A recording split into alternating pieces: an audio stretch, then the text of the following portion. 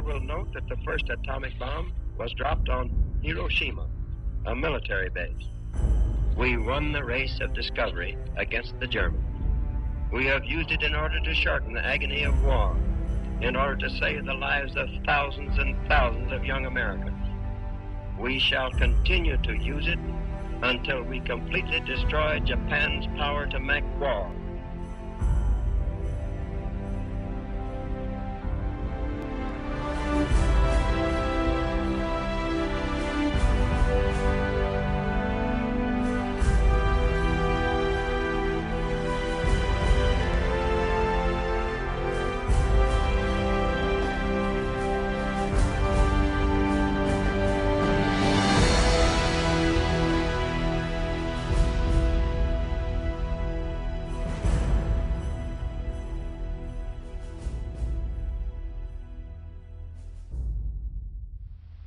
One month before World War II, Albert Einstein and Leo wrote to Franklin D. Roosevelt, notifying him that with new research it was now possible to use nuclear chain reactions to create very powerful bombs. More importantly, however, they warned Franklin D. Roosevelt of the possibility that Germany might have started working on such a bomb. The U.S. quickly started researching the idea of an atom bomb, and it was soon concluded to be possible. On October 9, 1941, the atomic program was created. Shortly after, Pearl Harbor was attacked and the U.S. entered World War II. Soon, the job of researching and creating atomic weapons was given to the military. On August 13, 1942, the Manhattan Engineer District, also known as the Manhattan Project, was established with Colonel Groves appointed as the head. The project was strictly top secret. Oak Ridge, Tennessee was chosen as the site for the project, and a separate scientific laboratory to design the atomic bomb was established. Los Alamos, New Mexico was then chosen as the bomb laboratory, with Robert Oppenheimer as the director. More than a year of research was conducted before there was confidence in the success of the Manhattan Project. On April 12, 1945, Roosevelt died and was replaced by Truman. Truman created the Interim Committee to advise on everything dealing with nuclear energy. The committee met shortly after and decided to keep atomic weapons secret and to use it as soon as possible in order to force a Japanese surrender. On July 16, 1945, a test for the atomic bomb, codenamed Trinity, was conducted. The bomb, called the Gadget, successfully detonated in New Mexico. The effects were devastating. People as far as Texas heard the bomb, and a cover story was quickly issued to explain the noise. Following the surrender of Germany, the Potsdam Conference was held from July 16 to August 2, 1945. The three leaders, Stalin, Churchill, and Truman, met to decide upon what to do with Germany. We're here today to raise the flag of victory over the capital of our greatest adversary. Let's not forget that we are fighting for peace and for the welfare of mankind. We want out of this war. We want peace and prosperity for the world as a whole. At the conclusion of the conference, they demanded Japanese surrender or else receive prompt and utter destruction. The Japanese ignored this and continued to fight. On August 6, 1945, the atomic bomb Little Boy was dropped on Hiroshima. 3 days later, Fat Man was dropped in Nagasaki.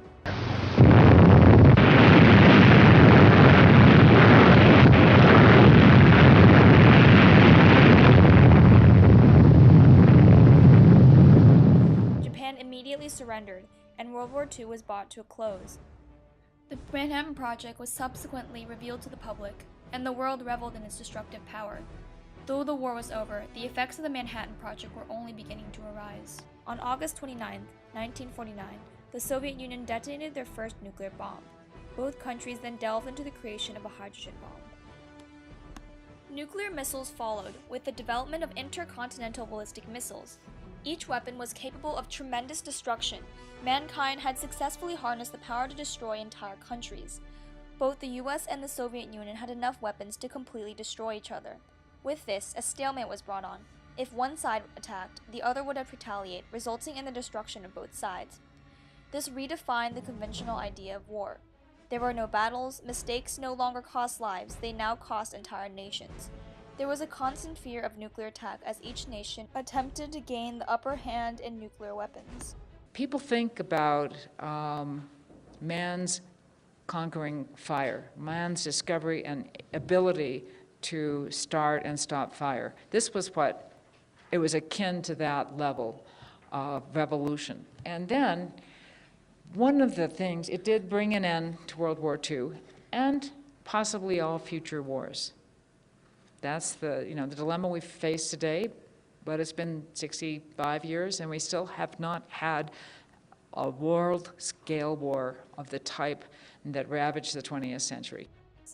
Nations, realizing the outcomes of a nuclear war, began looking for ways to restrict the use of nuclear weapons.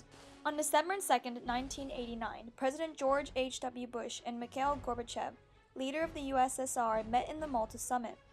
They discussed the revolutionary advances in technology, including weapons. They also discussed the reduction of weapons, and Gorbachev assured the US that I will never start a hot war against the USA. The world is leaving one era and entering another. We are at the beginning of a long road to a lasting, peaceful era.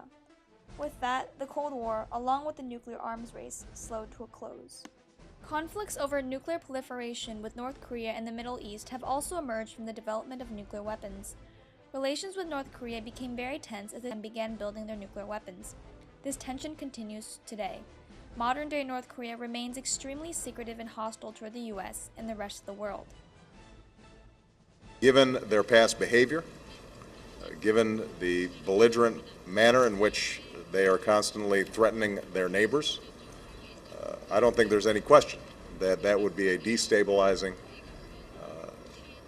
situation. Still, Obama says there is a way for North Korea to achieve full integration with the rest of the world. That destination can only be reached through peaceful negotiations that achieve the full and verifiable denuclearization of the Korean Peninsula.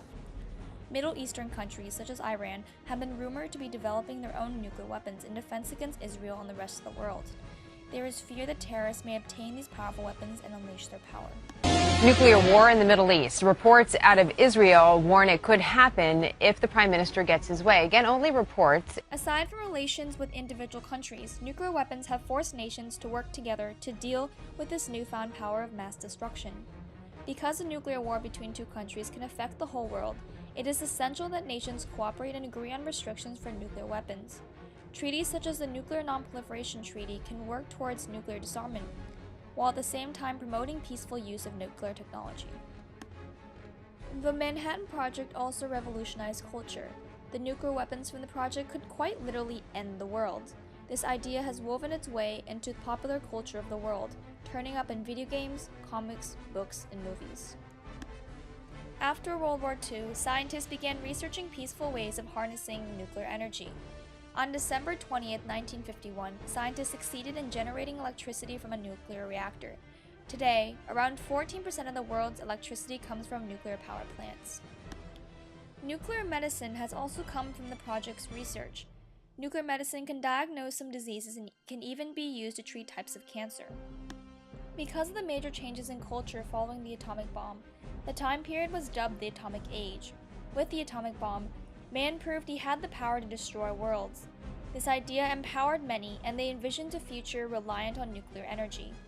However, towards the end of the 20th century, the atomic age began to die down as the dangers and problems of nuclear energy started revealing themselves.